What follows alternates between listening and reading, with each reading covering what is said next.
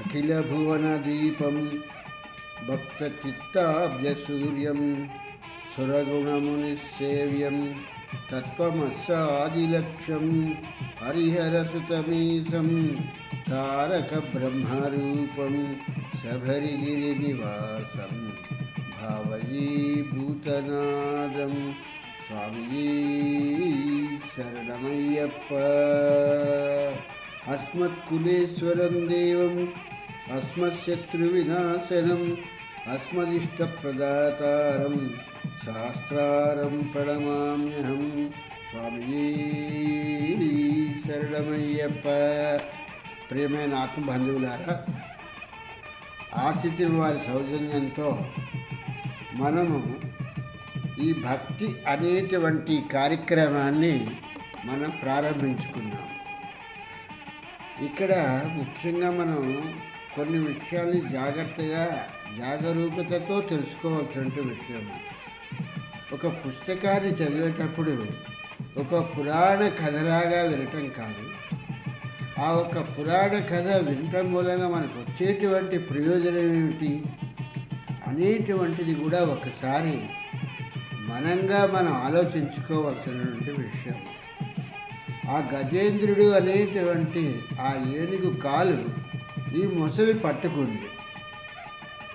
ఈ మొసలి సంహరించి ఆ ఒక్క మహావిష్ణువు ఆ ఒక్క గజేంద్రుడు అనబడేటువంటి ఆ ఏనుగును ఆ మొసలి నోటి నుంచి, ఆ మొసలి బారి నుంచి తప్పించాడు. ఆ కథ వినటం మూలంగా మనకి కలిగేటువంటిది ఏంటి, జ్ఞానోదయం ఏమిటి, ఆ కథలో ఉన్నటువంటి అంతర్భాగం ఏమిటి? ఏనుగుని ఆ మొసలి పట్టుకుంటే ఆ బాధ ఏదో ఏనుగుకి తెలుస్తుంది. ఆ కథ మనం వినటం మూలంగా మనకు వచ్చేటువంటి ప్రయోజనం ఏమిటి అనేటువంటి మాదిరిగానే ఇక్కడ అస్మత్కులేశ్వరం దేవం అస్మశత్రు వినాశనం అస్మదిష్ట ప్రదాతారం శాస్త్రారం ప్రణమామ్యహం అని ఈ శాస్త్ర పంచరత్నాలని వ్రాసింది శంకరాచార్యుల వారు రాయటం జరిగింది. ఇదేదో కళ్ళు మూసేసుకుని చేతులు రెండు దగ్గర పెట్టేసి ప్రార్థన చేస్తూ ఈ చివరి వరకు ఈ పంచరత్నాలు అనేటువంటి రత్నములు అంటే విలువైనటువంటివి అనేటువంటి విషయాన్ని మర్చిపోయి ఏదో కళ్ళు మూసేసుకుని హారతి ఇచ్చినతో హారతి ముందో చదివేస్తే మన పని అయిపోయింది అనేటువంటి పరిస్థితిలాగా చదవటం కాదు. అస్మత్ కులేశ్వరం దేవం, నా ఒక్క అంటే నేను ఆరాధించేటువంటి దైవమా అనేటువంటిది నా యొక్క ఇలవేల్ప అనేటువంటిది వస్తుంది. దేవం అస్మశత్రు వినాశనం, నాకున్నటువంటి శత్రువులని ఆ ఒక్క వినాశనం చెయ్యి అనేటువంటి దానికి వస్తుంది. సంహరించు, లేకపోతే అంటే నాలో దాగున్న 6 శత్రువులను అని చెప్పని త్యాగరాజు గారు పాడినటువంటి ఆ శత్రువులు తప్పితే ఎవరితోనో దెబ్బలాడి వాడిని సంహరించమంటే ఆ అయ్యప్పో లేకపోతే ఆ పూజించేటువంటి ఆ దైవం వచ్చి వాడిని సంహరించదు. వాడిని కూడా సృష్టించింది ఆ దైవమే అనేటువంటి విషయాన్ని గుర్తుపెట్టుకోవాల్సిన విషయము.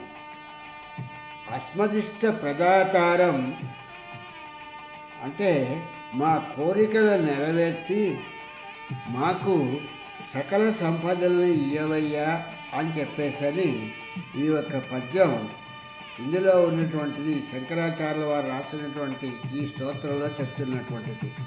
అస్మత్ కులేశ్వరం దేవం అస్మశత్రు వినాశనం అస్మదిష్ట ప్రదాతారం శాస్త్రారం ప్రణమామ్యం. అంటే ఎందుకు ఇవన్నీ చెప్పుకురావాల్సి వస్తుందంటే ఏదో కళ్ళు మూసుకుని చిన్నపిల్లవాడు పాఠాలు అప్పచెప్పినట్టుగా ఈ స్తోత్ర పఠనాలు చేసేస్తున్నాము అని చెప్పేసని అక్కడికి అది చదవగానే అయిపోయింది ఈ పూటకి అనేటువంటి అంటే లక్ష్యంలో కాకుండా దాని అర్థాన్ని కూడా ఆలోచించగలిగేటువంటి పరిస్థితిలో మనం ఏ ఒక్క పనైనా చేయాలి అనేటువంటిది మన ప్రాచీన ధర్మం చెప్తున్నటువంటి ముఖ్యమైన విషయం. కనుక ఈ విషయాలన్నింటినీ గుర్తుపెట్టుకుని ప్రతి ఒక్క విషయాన్ని కూడా మనం ఈ పనులు చేసేటప్పుడు అంటే కర్మ కర్మ కర్మ అని చెప్పేసి భగవద్గీతలో చెప్పాడు. కర్మ చేయాలి అనేటువంటిది. ప్రియమైన ఆత్మబంధువులారా, ఉద్యోగానికి వెళ్ళి నెల 30 రోజులు చేసిన తర్వాత యజమాని ఒక 2 రోజులు జీతం ఆలస్యంగా ఇస్తే అప్పుడు తెలుస్తుంది కర్మ ఫలం ఏమిటి అనేటువంటిది. ఎందుకంటే కర్మ చేయాలి, కర్మ ఫలాన్ని ఆశించకూడదు అంటే ఫలితం లేనటువంటిది. అంటే ఉద్యోగం చేసిన తర్వాత ఆ నెల 30 రోజుల తర్వాత ఆ జీతం ఆ యజమాని ఇవ్వకపోతే ఆ నెల జీతము అప్పుడు మనకి కర్మఫలం లేకపోతే ఎలా ఉంటుంది అనేటువంటిది మనకి జ్ఞానోదయం చాలా వాస్తవంగా మనకి తెలుస్తుంది. అలాగే ఏదో ఒకటి చెప్పేశాము మనం చాలా గొప్పవాళ్ళము అనేటువంటిది కాకుండా అది జీవితంలో అనువదించుకుని ఆ అనువదించుకున్నటువంటి ఫలాన్ని మాత్రమే, అంటే మనం పొందినటువంటి అనుభవాన్ని మాత్రమే చెప్పాలి తప్పితే ఏదో ఒకటి చెప్పేస్తున్నాము అనేటువంటి పరిస్థితిలో ఉండకూడదు. ఓసారి నీదు నామము ప్రకటముగా దలచివారి పాపములన్ వికలమలై తొలంగుటకును సకలార్థ అజామయుడు సాక్షియ కృష్ణ అని చెప్పేటువంటిది ఈ కృష్ణ శతక కర్త ఎంతో చక్కగా రాయటం జరిగింది. ఎందుకంటే నోటితో ఏదో చెప్పేసావని కాదు, ఎవిడెన్స్ అనేటువంటిది చాలా ముఖ్యమైనటువంటిది అని అందరికీ తెలిసినటువంటిది.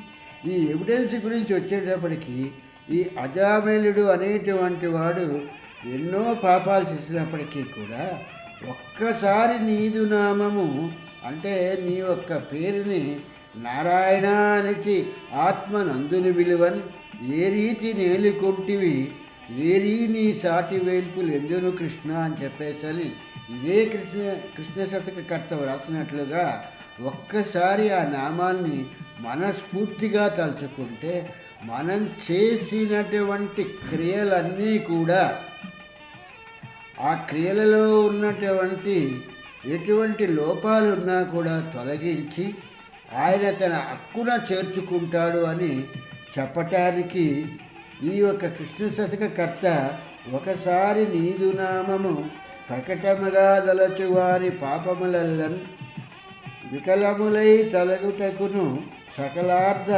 అజామయుడు సాక్షియే కృష్ణ అని చెప్పేసరి ఎవిడెన్స్ అనేటువంటి దానికి ఈయన ఇక్కడ చెప్పుకొచ్చినటువంటి మాట. ఆ ఒక అజామయుడే కదా సాక్షి, మన కళ్ళకు ఎదురకుండా కల్పిస్తున్నటువంటి వాడు అనేటువంటి విషయాన్ని ఇక్కడ చెప్పటం జరిగింది. దేనికైనా కానీ మనం ఈ యొక్క పూజలు ఈ వ్రతాలు నోములు చేసేటప్పుడు మనకున్నటువంటి ఒక చింతన ఏంటంటే ఆ కథలలోనూ ఆ వ్రతాల్లోనూ ఆ పూజలలోనే దాని తాలూకు ఫలాన్ని చెప్పటం జరుగుతోంది. ఒక లలితా సహస్రం చేస్తే ఆ లలితా సహస్రాన్ని వారం రోజులు చేస్తే ఏం ఫలితం వస్తుంది, ఒక 40 రోజులు చేస్తే ఏ ఫలితం వస్తుంది, జీవితాంతము చేస్తే ఏమొస్తుంది అనేటువంటిది ఇది చెప్పకపోతే ఎవరు కూడా వాటి జోలికి వెళ్ళరు అనేటువంటి విషయాన్ని మనం గుర్తుపెట్టుకోవాల్సిన విషయం. అంటే ప్రతిఫలము అనేటువంటిది మనకి చాలా ముఖ్యమైనది అనేటువంటి విషయాన్ని మనం గుర్తెరింగవలసినటువంటి విషయము. ప్రతిఫలము లేకుండా అంటే ఉద్యోగం చేసినట్టు నెల 30 రోజులకి 31వ తారీఖు నాడు మనకి జీతం వచ్చేయాలి. జీతం రాకపోతే అప్పుడు మన తాలూకు ఎలా ఉంటుంది? అదే ఒక శతకకర్త చెప్పాడు, అడియాస కొలువు గొలవకు గుడిమణియము చేయబోకు కుదురల తోడం అడవికి తోడొరయకుంటి నరుగకు సుమతి అని చెప్పేసి సుమతి శతక కథ చెప్పడం జరిగింది. ఆ అడియాస అంటే ఆశ లేనటువంటిది, ప్రతిఫలం లేనటువంటి దాన్ని చేస్తే దాని మూలంగా వచ్చేటువంటిది ఏమీ లేదయ్యా. అటువంటి వాళ్ళని కొలవకు, గ్రక్కులు అన్నట్టుగా వెంటనే వదిలేసేయి. ఆ ఒక్క ప్రతిఫలం లేనటువంటి వాళ్ళని పట్టుకుని ఏలాడే కన్నా ఆ ఫలం లేనటువంటి వాళ్ళ మూలంగా మనకు వచ్చేటువంటి ప్రయోజనం ఏమీ లేదు అని చెప్పడం జరిగింది. కనుక ఒక పని చేసేటప్పుడు ఫలం ఆశించడం అంటే నెలలో అన్నట్టుగా ఒకసారి అటెండెన్స్ సంతకపడి నా జీతం నాకు ఇచ్చే అనేటువంటి పరిస్థితి కాకుండా 30 రోజులు చేసిందట 31వ రోజు జీతం మనం అడగటానికి ఉంది, యజమాని మనకి ఇవ్వవలసిన బాధ్యత కూడా ఉన్నది అనేటువంటి విషయాన్ని గుర్తుపెట్టుకోవాలి తప్పితే భగవద్గీతలో చెప్పాడు కర్మ చేయటం వరకే నువ్వు కానీ కర్మ ఫలాన్ని ఆశించకూడదు అంటే కర్మఫలాన్ని ఆశించకపోతే ఇంకెందుకు చేస్తాడు?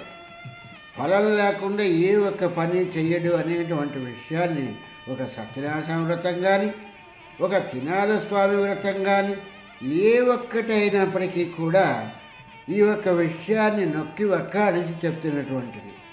సత్యనారాయణ వ్రతానికి వచ్చేటప్పటికీ ఆ బ్రాహ్మణ ఆ వ్రతాన్ని చేయటం చూసినటువంటి ఒక కట్టెలు కొట్టుకునేటువంటి వాడు ఆ వ్రతం అయ్యే వారికి అక్కడ నుండి ఆ తీర్థప్రసాదాలు తీసుకుని స్వామి ఈ వ్రతం ఎలా చేస్తారు, దీని మూలంగా వచ్చేటువంటి ప్రయోజనం ఏమిటి అంటే నాయన ఈ వ్రతాన్ని ఇలా చేయటం మూలంగా నీకు సకలార్థాలు కలుగుతాయి, మంచి జరుగుతుంది అని చెప్పటంతో ఆ కట్టెలు అమ్ముకునేవాడు ఇవాళ నేను ఈ కట్టెల మోపుని అమ్మితే నాకు వచ్చేటువంటి ధన లాభముతో అంటే మేలుతో నేను మళ్ళీ ఈ ఒక సత్యనారాయణ వ్రతాన్ని నా ఇంట్లో కూడా చేసుకుంటాను అని చెప్పేసి అనుకున్నాడు.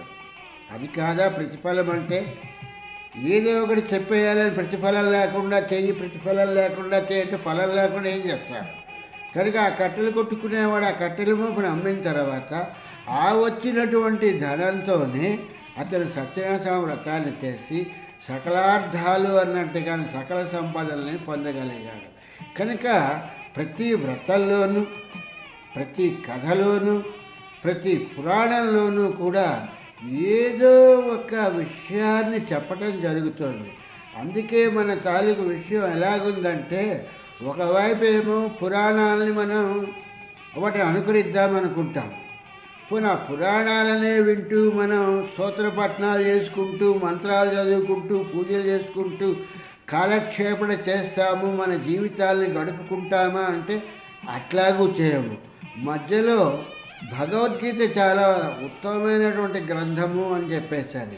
ఆ భగవద్గీతలో ఉన్న ప్రతి శ్లోకము ప్రతి శ్లోకార్థము కూడా ఏం చెప్తుందంటే అది ఉపనిషత్తుల తాలూకు జ్ఞానాన్ని చెప్తుంది.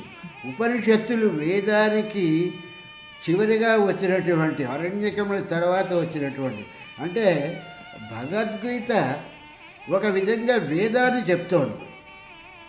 ఆ వేద సారాంశాన్ని వింటామా లేక పురాణ సాహిత్యాన్ని మనం ఫాలో అవుతామా అనేటువంటిది లేకుండా రెంటికి చెడ్డ గాడిద అనేటువంటి పరిస్థితిలాగా రెంటికి చెడింది అది. అలాగా ఇటు పురాణాన్ని వినము, అటు పోని భగవద్గీతని పోని పూర్తిగా సాధన చేయము.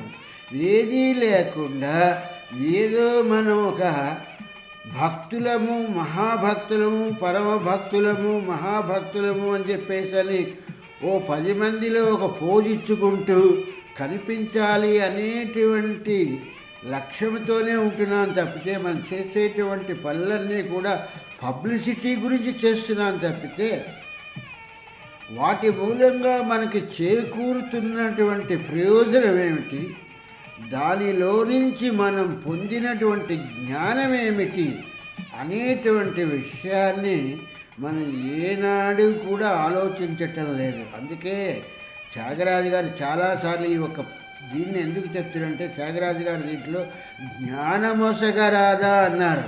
నాకు కర్మనీరా తండ్రి అని చెప్పని ప్రార్థించలేదు ఆ త్యాగరాజు గారు. జ్ఞానం ఇయ్యవయ్యా, ఆ జ్ఞానం ఇస్తే నేను నిన్ను తెలుసుకుంటాను అని చెప్పేటువంటి విషయాన్ని త్యాగరాజు గారు చెప్పటం జరిగింది. జ్ఞానమోసగరాదా అన్నారు. జ్ఞానం ఇయ్యవయ్యా, జ్ఞానం ఇస్తే నేను బాగుపడతాను అని చెప్పి. అంతే తప్పితే ఈ పనులు చేసుకుని కుండలు తోముకున్నట్టుగా, ఈ గిన్నెలు తోముకుని, ఈ చెంబులు తోముకుని బతుకుతానన్నట్టుగా, ఈ ఇల్లు కడుక్కుని ఏవో ఈ పనులు చేసుకుంటూ జీవిస్తాననేటువంటి మాటని త్యాగరాజు గారు చెప్పలేదు అనేటువంటి విషయాన్ని ఇక్కడ గ్రహించవలసినటువంటి విషయం. అంటే ఆ జ్ఞానము కలగగానే ఆ సర్వేశ్వరుడైనటువంటి ఆ వెంకటాచలపతి తాలూకు రూపాన్ని మన కనులకి గోచరమయ్యి ఆయన్ని ప్రార్థించుకుంటూ ఆ ఏడుకొండలవాడ వెంకటరమణ అని చెప్పేసి అనుకుంటూ ఆ ఒక్క నామంలో తరిస్తూ ఈ సర్వే జనానాం సుఖినో భవంతు అనేటువంటి మాటని కూడా మానసికంగా అనుకుంటూ ఆ అయ్యప్ప స్వామి అనుగ్రహంతో మనందరికీ కూడా జ్ఞానం కలగాలని చెప్పేసని ఆ ఒక్క అయ్యప్పని మనస్ఫూర్తిగా ప్రార్థించుకుంటూ స్వామి శరణం, స్వామి శరణం, స్వామియే శరణం.